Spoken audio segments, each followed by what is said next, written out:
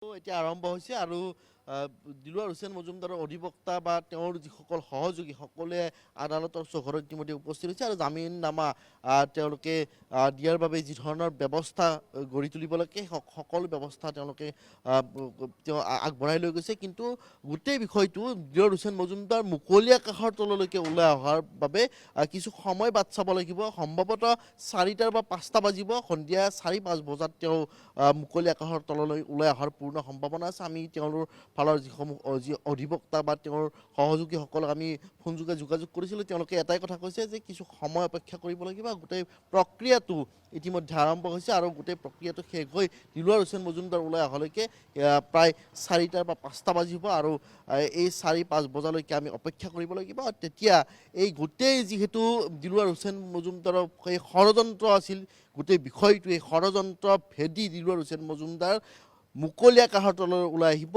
4 বা 5 বজাত। কিন্তু জগদীশ, গোটেই বিষয়টো কালি যি ধৰণে প্ৰতিবাদ সাব্যস্ত কৰিলে সাংবাদিকে, আমি বিভিন্ন সময়ত আমি বিভিন্ন দল সংগঠনৰ প্ৰতিবাদ আমি কাভাৰ কৰিবলৈ যাওঁ, বাতৰি সংগ্ৰহ কৰিবলৈ যাওঁ, আমি বিভিন্ন সময়ত যাওঁ আৰু তাৰ পাছত কিন্তু সেইসকল সাংবাদিকেই কালি প্ৰতিবাদত অংশগ্ৰহণ কৰিবলগীয়া হ'ল। আৰক্ষীৰ সৈতে হতাহতি হ'বলগীয়া হ'ল, এক পৰিৱেশৰ সৃষ্টি হ'ল। কাৰণ সতীৰ্থ সাংবাদিক, জ্যেষ্ঠ সাংবাদিক, গুৱাহাটী মহানগৰীৰ জ্যেষ্ঠ সাংবাদিক দিলৱাৰ হুছেইন মজুমদাৰক মঙলবাৰে বিয়লি প্ৰায় দুপৰীয়া প্ৰায় 1মান বজাত আৰক্ষীয়ে তলব কৰি মাতি নি যি ধৰণে কাটিকাৰ্য চলালে, দিনৰ ভাগৰ পৰা তেওঁক বহুৱাই ৰাখি নিশা 12 বজাত এটা কেছ ৰেজিষ্টাৰ কৰা হ'ল।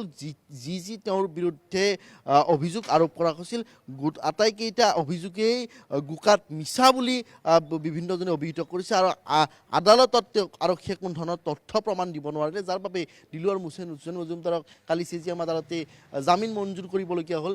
তেওঁৰ বিৰুদ্ধে কি গোচৰ আছিল? যেতিয়া এপেক্স বেংকৰ বিৰুদ্ধে দিলৱাৰ হুছেইন মজুমদাৰে সবিস্তাৰে বাতৰি প্ৰকাশ কৰিছিল, এপেক্স বেংকৰ প্ৰতিটো দুৰ্নীতিৰ বিৰুদ্ধে দিলৱাৰ হুছেইন মজুমদাৰৰ বাতৰিত প্ৰকাশ পাইছিল।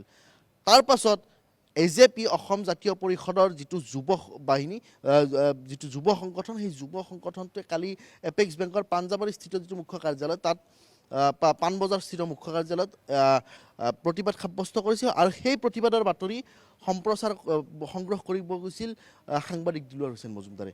আৰু বাতৰি সংগ্ৰহ কৰিবলৈ যোৱা সময়ত যিগৰাকী MD গৰাকী আহিছিল আৰু MD গৰাকীক আমাৰ সাংবাদিকগৰাকীয়ে প্ৰশ্ন কৰিছিল যে আপোনাৰ বিৰুদ্ধে বহু অভিযোগ আছে, এই অভিযোগসমূহ কিমান সত্যতা আছে। তেতিয়া লগে লগে MD-জনে আমাৰ দিলৱাৰ হুছেইন মজুমদাৰ, সাংবাদিক দিলৱাৰ হুছেইন মজুমদাৰক তেওঁৰ কোঠালৈকে মাতি লৈ গৈছিল আৰু কোঠালৈকে মাতি নি তাত কথা পতাৰ কথা কৈছিল। তেতিয়া দিলৱাৰ হুছেইন মজুমদাৰক যিহেতু কোঠালৈকে মাতি লৈ গৈছে, তেতিয়া তেওঁ নিজে কোঠালৈকে গৈছিল আৰু তেতিয়াই তাৰ পাছতে বিভিন্ন চক্ৰান্তৰ জৰিয়তে তেওঁৰ বিৰুদ্ধে গোচৰ আৰোপ কৰা হ'ল, তেওঁৰ বিৰুদ্ধে গোচৰ দিয়া হ'ল আৰু সেই গোচৰৰ ভিত্তিত আৰক্ষীয়ে তেওঁক তলব কৰিলে আৰু তলব কৰিয়েই বাকী ঘটনাখিনি সেই ধৰণে ঘটি থাকিল। আৰক্ষীৰ বিৰুদ্ধে, গোটেই ব্যৱস্থাৰ বিৰুদ্ধে, চৰকাৰৰ বিৰুদ্ধে সাংবাদিকসকল, সতীৰ্থ সাংবাদিকসকল, বিভিন্ন দল সংগঠন সোচ্চাৰ হোৱা দেখিবলৈ পোৱা গ'ল, সমালোচনা কৰা দেখা গ'ল, গৰিহণা বা এই ধৰণে ধিক্কাৰেৰে উপচাই দিয়া হ'ল।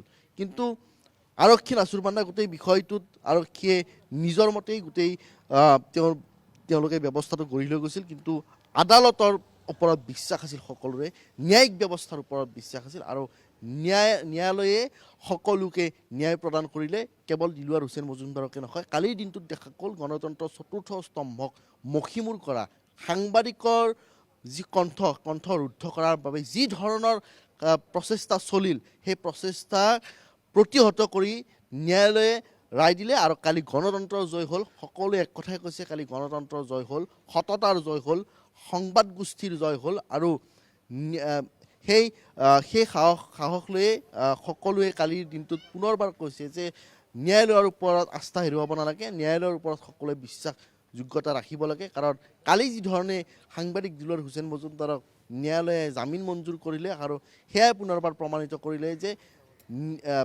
ন্যায়ৰ পক্ষত ন্যায়ালয় সদায় আছে। আৰু এই গোটেই বিষয়টোত আজি যিহেতু দিলৱাৰ হুছেইন মজুমদাৰ প্ৰায় 4-5 বজাত আদালতৰ জেলৰ পৰা তেওঁ ওলাই আহিব, কাৰাগাৰৰ পৰা ওলাই আহিব আৰু তাৰ পাছত তেওঁৰ লগত ঘটা সকলো কথা তেওঁ নিজ মুখে স্বীকাৰ কৰিব, তেওঁ স্পষ্ট কৰিব যে তেওঁৰ লগত কি ধৰণৰ মানে গোটেই ষড়যন্ত্ৰটো ৰচনা কৰা হৈছিল, তেওঁ কেনেকৈ তেওঁ ভিতৰত মাতি নি কি কথা পতা হৈছিল তেওঁৰ লগত হয় নিশ্চয় সকলো কথা মুকলি হোৱাৰ স্পষ্ট পাছত হ'ব। নিশ্চয় স্পষ্ট হ'ব। আমি ধন্যবাদ জ্ঞাপন কৰিছোঁ ৰবিউল, আমাক সবিশেষ পোনপটীয়াভাৱে জনোৱাৰ বাবে, আৰু সকলোৱে আশা কৰিছে দিলৱাৰ হুছেইন মজুমদাৰৰ মুকলিৰ সেই ক্ষণলৈ।